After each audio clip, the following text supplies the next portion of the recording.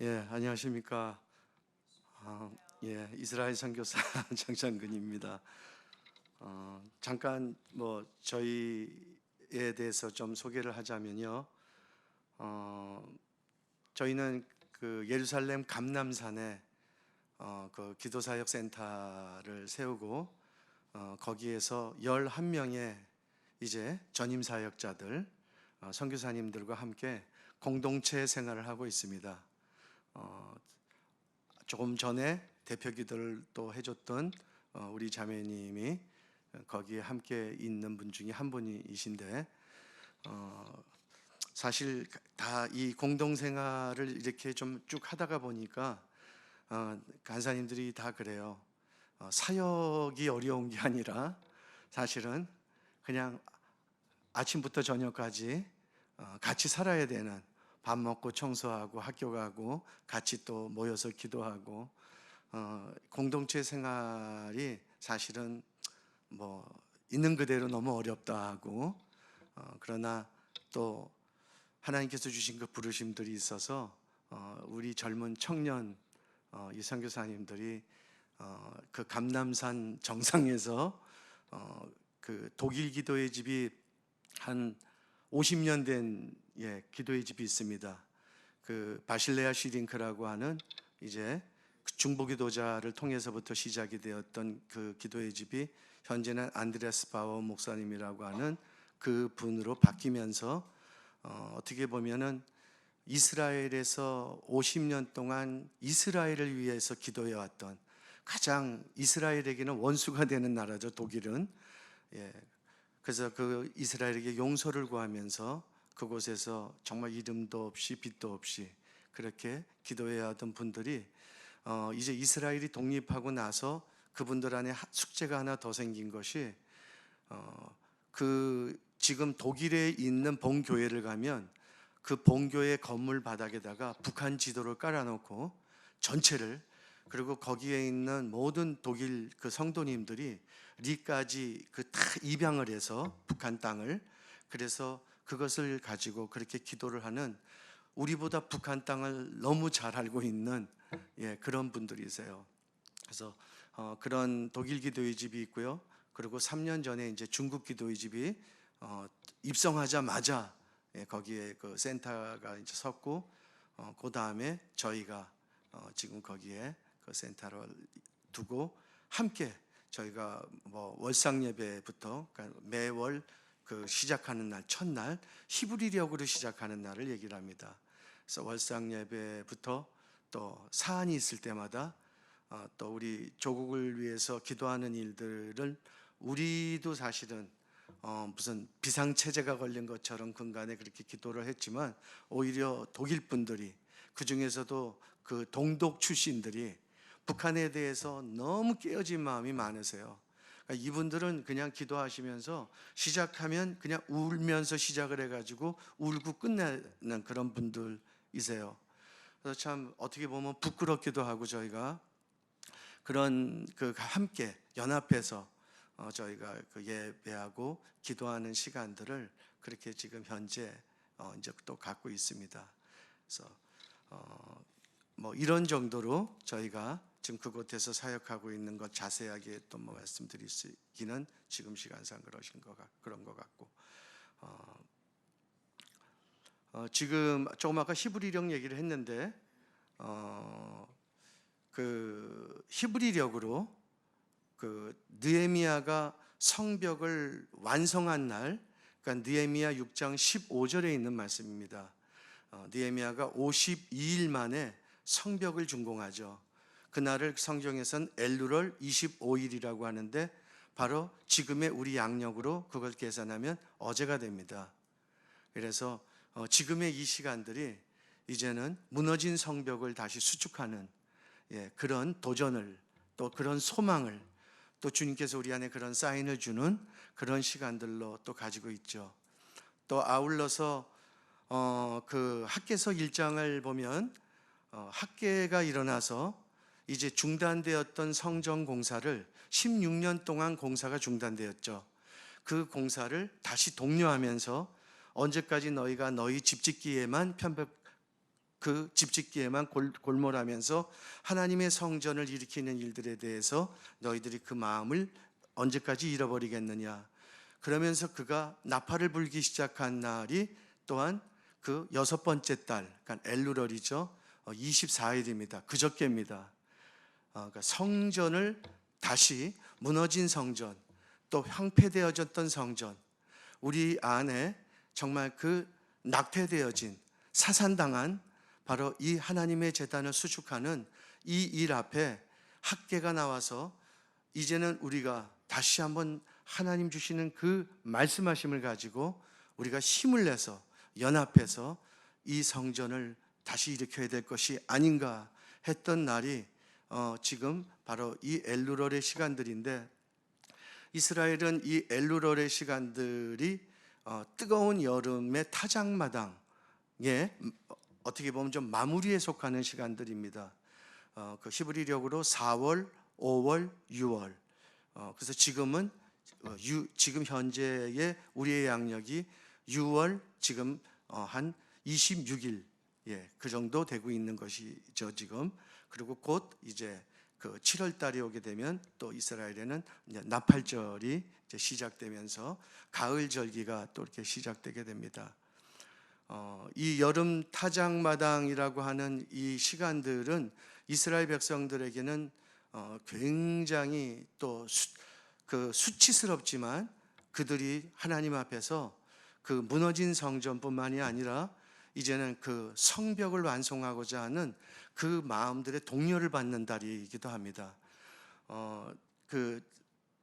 제가 그때 또 PPT 한번 좀 넣어주시겠어요?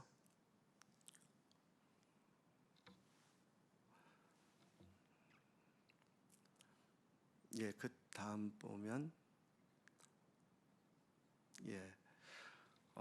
뭐 저기에 나와 있는 내용들은 지금 다 얘기는 할 수 없겠습니다만은 저기 보면 BC 586년 아브월 9일 그리고 AD 70년 아브월 9일, 이 날이 성경에서는 구약과 신약 가운데 하나는 열왕기하 24장 25장에 또 하나는 누가복음 21장에 바로 이스라엘 성전이 무너진 날들이죠.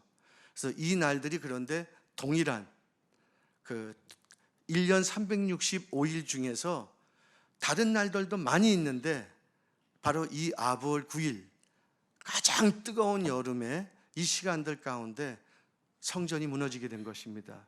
이것을 우연이라고 할 수가 없는 거죠. 그러면서 역사 안에서 이 아브월 9일 날 그들이 어떤 수치를 당하게 되는지 이런 역사적인 사건들이 계속 있게 됩니다. 그래서 이 날들을 통해서 하나님께서 그들에게 온전한 성전, 그러니까 예수 그리스도가 이제는 주인이 되시는 온전한 성전을 세우고자 이제 말씀하시고 독려하시는, 아직은 그들이 예수님을 아는데 수건이 가려져 있지만 그러나 이제 하나님 그 일들을 행하시는 것들에 대해서 저희가 또 기도하고 또 그렇게 되기를 그들에게 또 같이 나누고 그렇게 함께 사역을 이제 하고 있습니다. 그래서 지금의 이 시간들이 이 여름, 한국은 선선한 바람이 지금 불어서 가을에 이제 뭐 문턱에 들어갔다고 하지만 이스라엘은 어떻든 지금의 시간이 여름의 끝무렵에 해당하는 바로 지금 얘기했던 여름 타작마당의 그런 시간들입니다. 그래서 에스겔 말씀도 하나 좀 넘겨주세요. 에스겔 그 1장 1절부터 3절에 있는 말씀도 에스겔이 다리오 왕 2년이라고 그렇게 나와 있어요.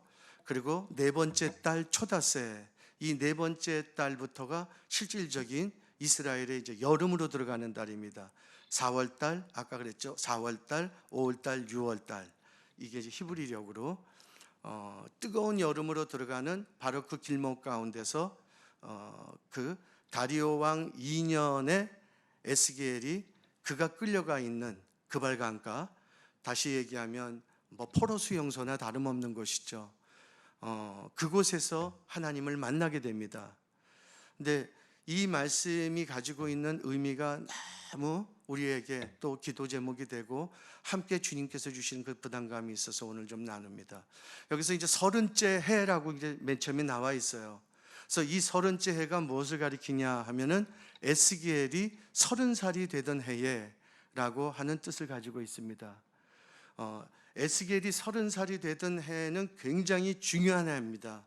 그러니까 에스겔이 성경에 이제 드디어 그 이름이 나오기 시작하는 시간들이에요.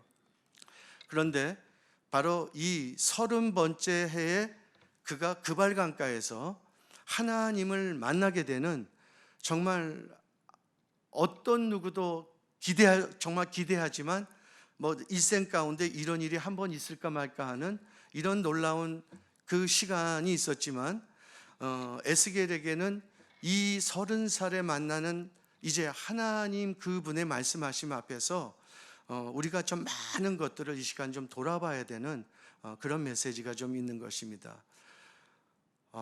또 다음 걸 한번 좀 넘겨주실래요? 예, 그 이유는 아까 제가 BC 586년에 그 이스라엘, 그러니까 예루살렘이 그 바벨론 왕 느부갓네살에 의해서 완전히 그 성전과 성이 초토화돼 버립니다.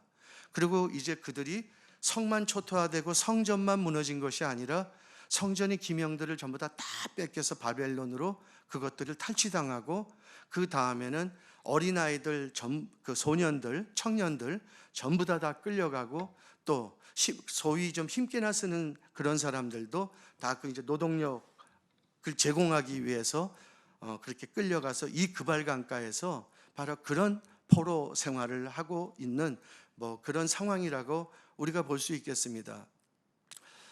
그 지금에 있는 30살이 되던 해에 이 에스겔에 대한 얘기가 나오면서, 그 다음에는 조금 아까 2장을 보면 여호와긴 왕이 사로잡힌 지 5년 그달 초다세라, 그러니까 네 번째 달 초다세라.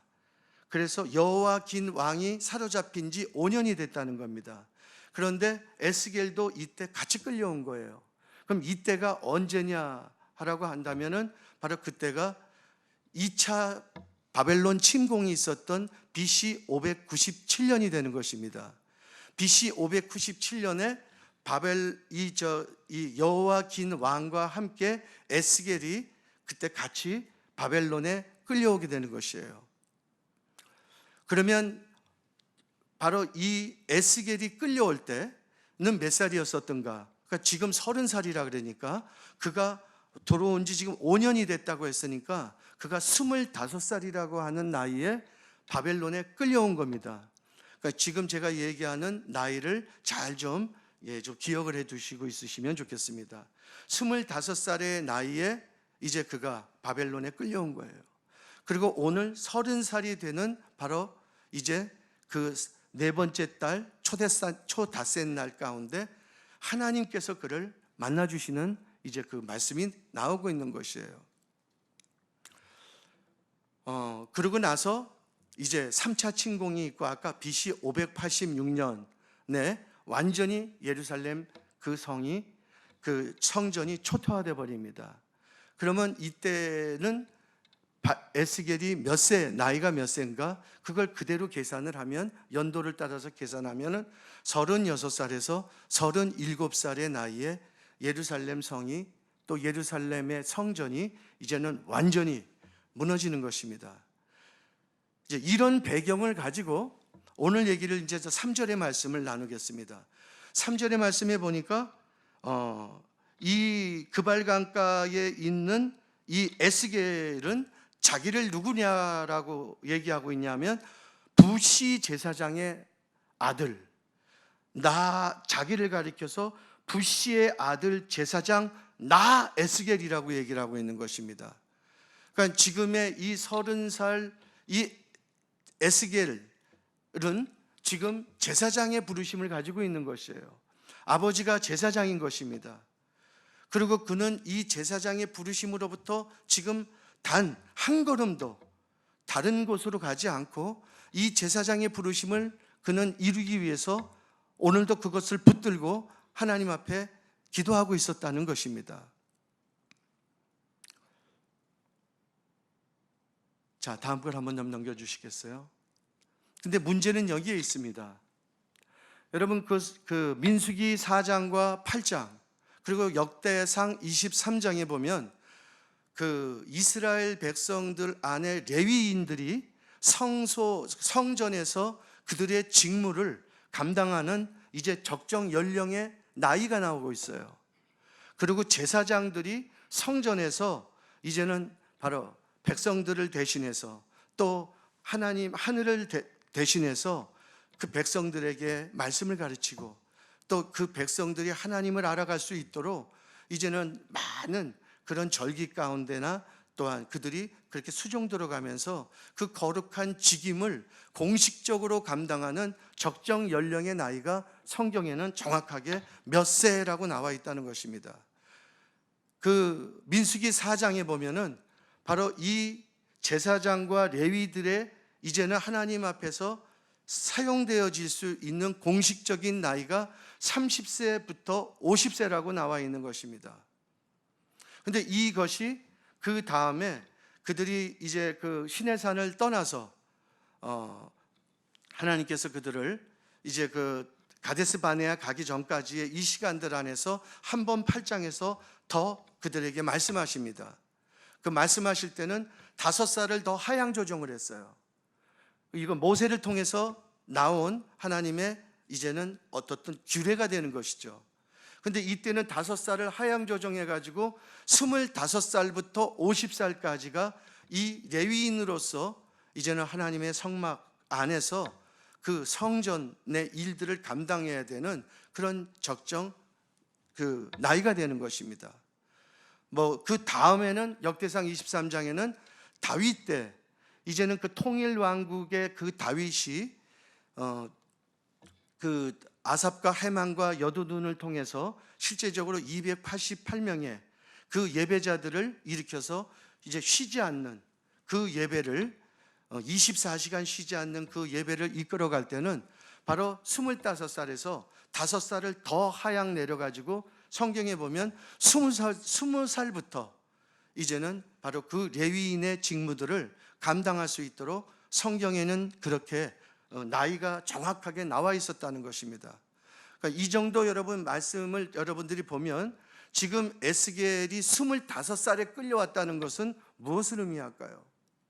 아니, 그 1차 침공이 있었던 605년에는 에스겔의 나이가 17세였던 것입니다. 보통 우리가 17세라고 하면 그냥 우리가 사춘기에서 그냥 그 럭비공처럼 어디로 튈지를 모르는 그런 세대들의 그 대표적인 연령을 보통 우리가 17세의 나이라 그렇게 얘기를 합니다.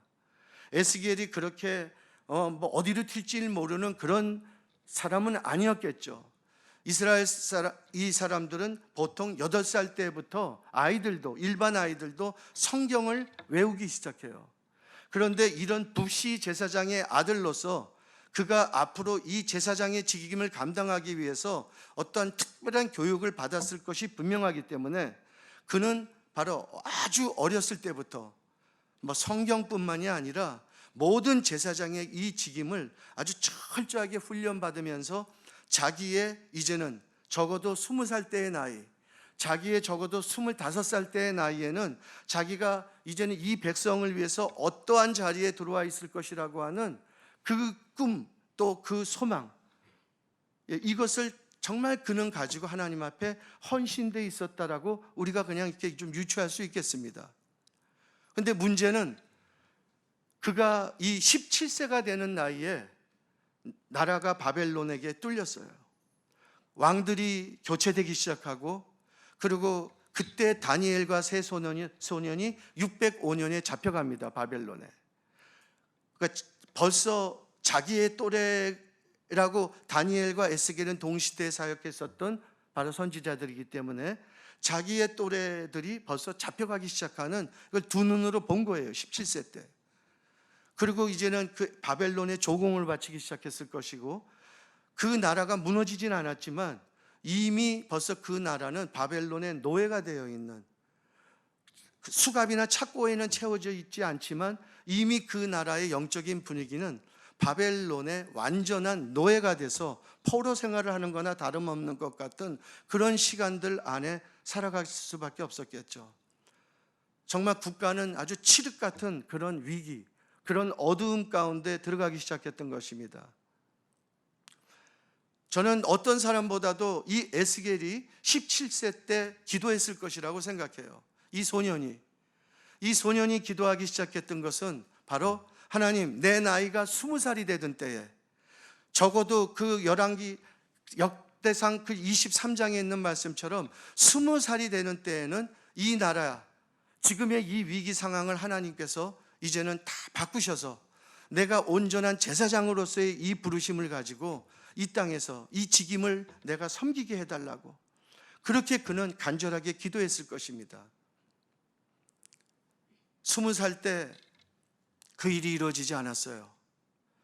그러나 적어도 성경에는 민수기 그 4장에도 나와 있는 것처럼, 8장에도 나와 있는 것처럼 25살에는 이 제사장의 직임을 감당하도록 돼 있었기 때문에 그는 다시 25살이라고 하는 그 나이에 자기의 마스터 플랜을 정해놓고, 하나님이 적어도 내 나이가 25살이 되기 전까지 이 시간들을 이제는 다 지나가게 하고, 또 얼마나 많은 선지자들이 이제는 바벨론으로부터 이들이 노임을 받을 거라고 하는 그런 거짓 선지자들이, 예언들이 판을 치기 시작하는 것들을 우리가 알 수 있었잖아요.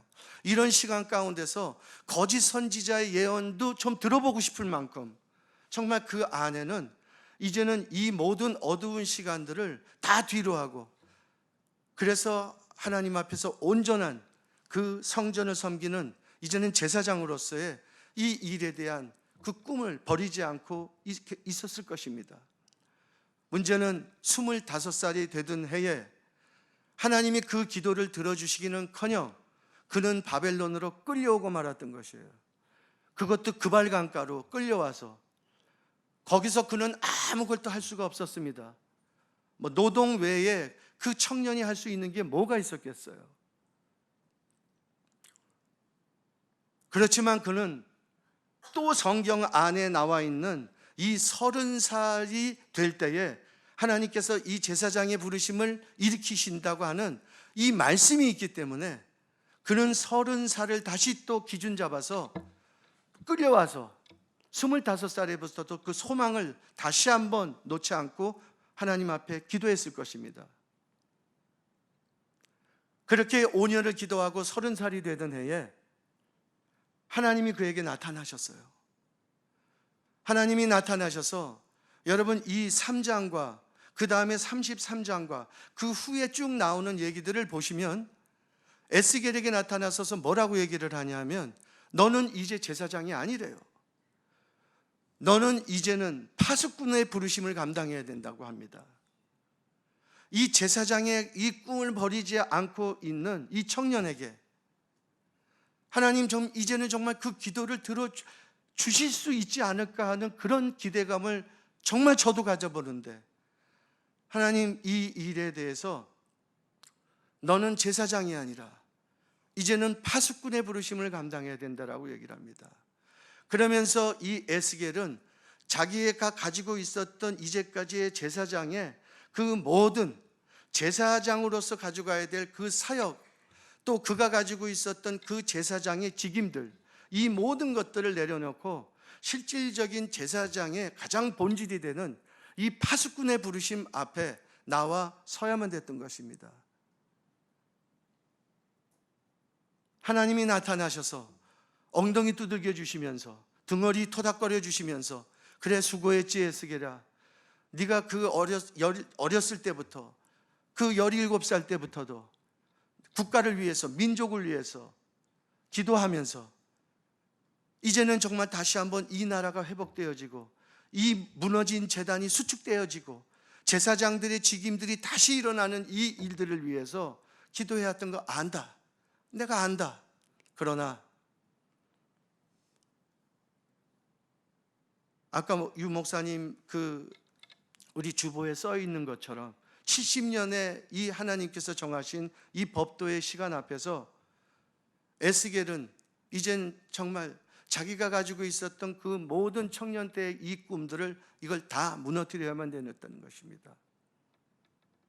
그리고 36살이 되던 해에, 그가 파수꾼의 부르심을 가지고 36살이 되던 해에 이스라엘 예루살렘 성전과 성벽이 완전히 무너져 버린 것입니다.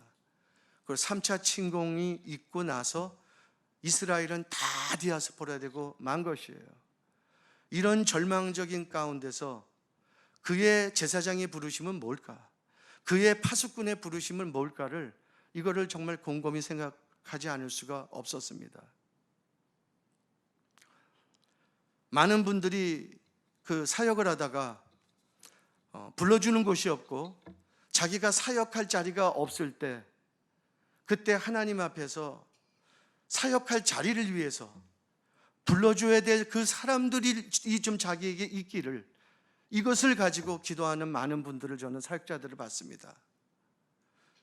하나님이 정말 이것을 본질이라고 얘기를 하고 있는 것일까를 생각했어요. 저는 선교단체에서 15년 이상의 사역을 하면서 거기서 잔뼈가 굵었던 사람이기 때문에 우리 그 선교단체 안에 있는 그 간사들의 맨 처음에 그 뜨거운 열정들, 정말 쇳물도 녹일 것 같은 그들 안에 가지고 있는 하나님 앞에서 자신의 그 청년의 삶들을 헌신하면서 그렇게 달려나갔던 그것을 다 서로 보고 또 서로 손붙잡고 그렇게 달려갔던 것입니다. 많은 사람들이 사산을 했어요. 많은 사람들이 낙태가 된 것입니다. 그리고 그때 그 뜨거운 주님이 주셨던 그 마음에 이 본질들을 갖지 못한 채, 그러니까 제가 얼마 전에 그 얘기를 들었는데 한국 교회 안에 목사 안수를 받고 지금 현재 목사 일을 하지 않는 무임 목사들이 17만 명이 넘는다고 합니다. 이거는 그냥 공식적인 좀 숫자예요. 적어도 이분들이 자신의 삶을 목사로 헌신할 때는 이 소명을 가지고 주님 앞에서 자신의 전 인생을 불태울 것들에 대해서 이미 하나님 앞에 약속했고 또 가족들과 함께 얼마나 그 안에 가지고 있는 하나님에 대한 마음을, 근데 그 마음보다 자리가 없는 거예요. 불러주는 교회가 없는 겁니다. 가서 사역할 곳이 없는 것입니다. 그래서 이 부르심들을 다 던져버리고 마는 것이에요. 그래서 이분들이 뭐를 하냐 했더니 택시기사, 택배기사, 밤에 대리운전, 그러니까 이러지도 못하고 저러지도 못하는 거예요. 완전히 어떤 직업에 들어가 가지고서 이제는 정말 살아가는 것도 아니고 그러지도 못하죠. 그 마음 정말 100번 이해가 가는 것이지만 그렇게 그냥 갈팡질팡 하면서 완전 그냥 무장 해제당한 채 그렇게 살아가고 있는 지금의 이 많은 세대들, 하나님 이 세대들을 찾으신다라고 정말 생각이 듭니다. 17만 명 중에 5만 명만 주님 앞에 이제는 자신의 삶을 전적으로 드리겠다고 헌신하고 이제는 그 무서울 것도 없고 두려울 것도 없고 오직 죽기로 작정하고 이제는 주님 앞에서 이 목회자의 사명을 다시 한번 감당하겠다고 한다면 한국교회가 어떻게 될까를 생각할 때 저는 그냥 전율이 돋는 것입니다. 꼭 불러주는 사람들이 있어야지 사역을 할 수 있는가? 어떠한 사역지가 있어야지 거기에서 그 사역의 안정감을 가질 수가 있는 것인가? 우리들은 어떤가? 정말 우리는 이때 이 파수꾼의 이 부르심의 본질을 이때 다시 한번 국가가 정말 그 위기 가운데서 한치 앞에 터널 같은 이 어둠의 시간들 앞에 주님이 오늘 우리에게 말씀하신다면 파수꾼의 이 부르심을, 이것이 제사장으로서 사람들 앞에 보일지언정 이 파수꾼들의 부르심을 이제 모든 전 세대들이 가지고 일어나야 되지 않는가, 이런 생각을 하면서 이 일을 위해서 이 시간에 좀 함께 기도하고 싶은 것입니다. 좀 한번 넘겨주실래요? 이제 마무리 짓겠습니다. 예루살렘 성전이 BC 586년에 바벨론 침공을 3차 침공을 받아서 무너졌습니다. 근데 이것은 단 한 번에 무너진 게 아닙니다. 아까도 605년 그리고 597년, 586년 세 번에 걸쳐서 무너졌어요. 이것은 도합 20년이라고 하는 시간이 걸렸던 것입니다. 이스라엘이 그 당시에 북이스라엘이 BC 722년에 10지파가 이미 벌써 다 동강나버리고 이 남유다가 남아있는 상황 가운데서 이들의 군사력이 강해서 아니면 이 예루살렘 요새가 천혜의 요새라서 이 시간 동안 20년이나 되는 시간 동안 이 바벨론이라고 하는 나라가 예루살렘 하나를 못 곁들여서 20년 동안 이것을 주저했다? 여러분, 이거는 말이 안 되는 얘기입니다. 그들의 그 무기와 그들의 군사력은 가공할 정도입니다. 이것은 하나님이 붙잡고 계셨다고 밖에 우린 볼 수 없어요. 이 20년 동안 그들이 돌아오기를 바라시면서 무수히 많은 선지자들을 통하여서 하나님 이때 이 파수꾼의 부르심들로 나오도록 이제는 그들 안에 이 일을 하셨다라고 저는 생각을 합니다. 또 하나 있습니다. 또 다음 거요. 이스라엘 백성들이 바벨론 70년 포로 생활 후에 돌아옵니다. 그리고 이들이 돌아오자마자 그 고레스 칙령에 의해서 이제 성전을 질 수 있는 그 모든 재료들을 공급받고 오자마자 그들이 성전을 짓기 시작합니다. 그래서 BC 536년에 그들이 돌아서 성전을 짓다가 곧바로 성전이 중단됩니다. 원수들의 방해 때문에 그랬던 것이죠. 그리고 16년 동안 중단됐었습니다. 그리고 아까 학계의 말씀처럼 바로 BC 520년에 이제는 바로 그 BC 522년에 다리오 왕이 나옵니다. 그리고 다리오 왕 2년이 됐다 그랬으니까 이것은 520년이에요. 이때 성전 기초 공사가 다시 일어납니다. 학계와 스가랴를 통해서. 그리고 성경에 보니까 에스라 6장 15절에서 바로 BC 516년 아달월에 4년 3개월 동안에 걸친 성전 건축이 완공되었다라고 합니다. 그러면 여러분 BC 536년에서 516년을 이걸 빼면 얼마냐면 이것 또한 20년입니다. 하나님께서 이 성전을 왜 20년이라고 하는 이 시간을 걸려가면서 이 성전을 짓기를 주님 하나님 뭐를 하셨을까?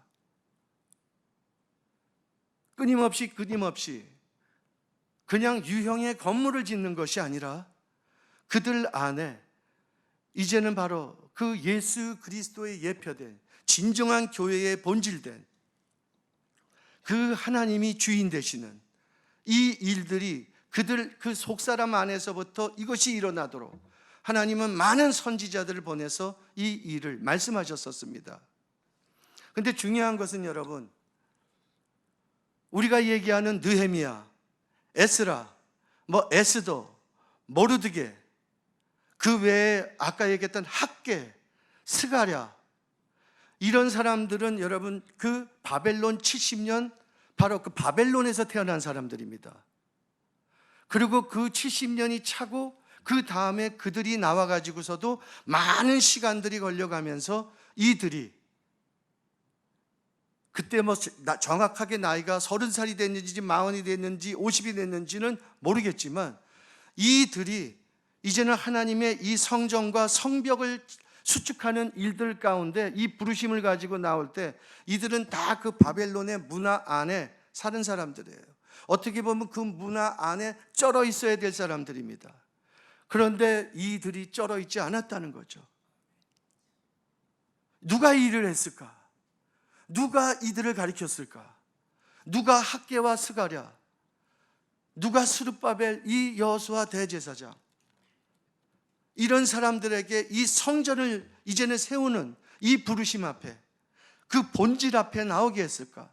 학계와 스가랴, 느헤미야, 아까 했던 에스더, 이런 많은 사람들을 이 사람들이 바벨론에서 누구에게 가르침을 받았는가?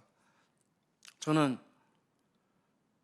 성경에는 그렇게 나와 있지 않지만 이 사람들이 다 그발강가에 있었던 사람들이고 이 그발강가에서는 바로 이때 제사장이지만 그러나 정말 그 주님이 주신 이 파수꾼의 본질을 가지고 주님 앞에 나가 있었던 이 에스겔이라고 하는 사람, 이 사람이 언제 죽었는지 그건 또 나와 있지를 않아요. 어떻게 보면 그 인생과 그 죽음이 정말 우리의 그 기준으로 보면은 너무나 허무한 것일지 모르겠지만, 하나님은 바로 이 한 사람을 통해서 이스라엘을 다시 회복하고 이 성전을 다시 세우고 성벽을 세우고 에스라를 통해서 그들 안에 말씀의 부흥이 일어나게 하고, 하나님 정말 이 백성들이 온전한 주님의 열방의 제사장으로서 설 수 있도록 이 일을 했다는 것을 정말 생각할 때마다, 이때 우리가 북한을 위해서, 이제는 또 우리가 이 한국교회를 위해서 이 파수꾼의 부르심을 가지고 나갈 수 있다면, 하나님 우리에게 이 에스겔의 부르심을 우리에게 부어주시옵소서. 이 에스겔에게 하나님 주신 온 열방을 이 선지자와 독대하면서 온 땅에 대한 모든 정사를 이 선지자 한 사람하고 의논하는 것이에요. 그 당시에 어떤 지도자들하고도 하는 것이 아니라 그 주변에 있는 모든 나라들에 대한 하나님의 그 말씀의 계시들이 다 이 에스겔을 통해서 이것이 나가고 선포되어지고, 이 말씀들 앞에서 여기에 보면 너는 온 이스라엘을 위해서 기도하라 그래요. 유다의 선지자인데, 유다의 파수꾼인데, 자기 유다 나라만 위해서 하면 되는데, 온 이스라엘이라는 것은 이미 없어져 버린 북이스라엘도 네가 기도해야 된다는 것이에요. 이게 다시 회복돼야 된다는 것입니다. 여러분 잘 아시는 엘리야도 마찬가지잖아요. 갈멜산정에서 그가 기도하기 시작할 때 그게 무너진 이스라엘의 제단을 수축하는 일들 가운데 부르심 받은 겁니다. 거기서 불이 떨어지는 어떠한 그런 능력에만 우리가 포커스를 둘 것이 아니라, 그에게 하나님 말씀하신 것은 돌 12개를 취해다가 이제는 바로 그 제단 위에다가 그것을 쌓아놓고, 그리고 그것을 가지고 이스라엘의 무너진 제단이 수축되어지도록. 여러분 그 엘리야는 북이스라엘 선지자입니다. 북이스라엘 선지자가 북이스라엘만 위해서 기도하면 되지, 왜 그가 온 이스라엘을 위해서, 이 주빌리 모임이 북한을 위해서 기도하는, 더 나아가서는 열방을 위해서 기도할 수 있는 이 기도의 지경을 넓히는 일들은 우리가 그냥 하고 싶다 그래서 되는 것은 아니라고 생각합니다. 하나님 정말 이 일들로 우리의 기도의 지경들을 이때 넓히셔서 이제 하나님 말씀하신 그 일들을 통해 우리의 다음 세대들, 우리의 17세 이 소년들, 우리의 25세 청년들, 이 30살에 이제는 곧 가정을 가지게 될 이 세대들이 주님 앞에서 이 파수꾼의 부르심을 가지고 함께 나올 수 있도록 이 시간에 우리가 함께 기도하고 싶습니다. 이 시간에 제가 기도하고 목사님 또 기도하시겠습니다. 하나님 아버지, 그 민수기 10장에 은나팔 한 번 불면 천부장들이 모이고 은나팔 두 번 불면 온 백성들을 이제는 회집한다고 하셨습니다. 하나님 우리의 입술을 은나팔 같게 하셔서 이때 우리가 은나팔을 한 번 불며 이 파수꾼의 부르심으로 나아가 주를 쉬지 못하게 하는 일들로, 하나님 오늘 우리가 그렇게 달려가기 시작할 때 이 땅의 천부장들, 이 땅에 이제는 주님 다음 세대의 지도자들이 일어나게 하시고, 두 번 불기 시작할 때 온 하나님의 성도들이 이제는 이 부르심 앞에, 아버지 하나님 비록 우리가 그발강가 같은 상황 가운데 있다고 할지라도 개의치 아니하고 이제는 주님 앞에 이 흉년의 시간들을 넘어서서 하나님께서 행하실 그 놀라운 일들을 오늘도 붙잡고 함께 이제는 하나님 이 기도하는 있어야 될 그 자리 가운데 나가게 하여 주시옵소서. 예수 그리스도 이름 받들어 기도합니다.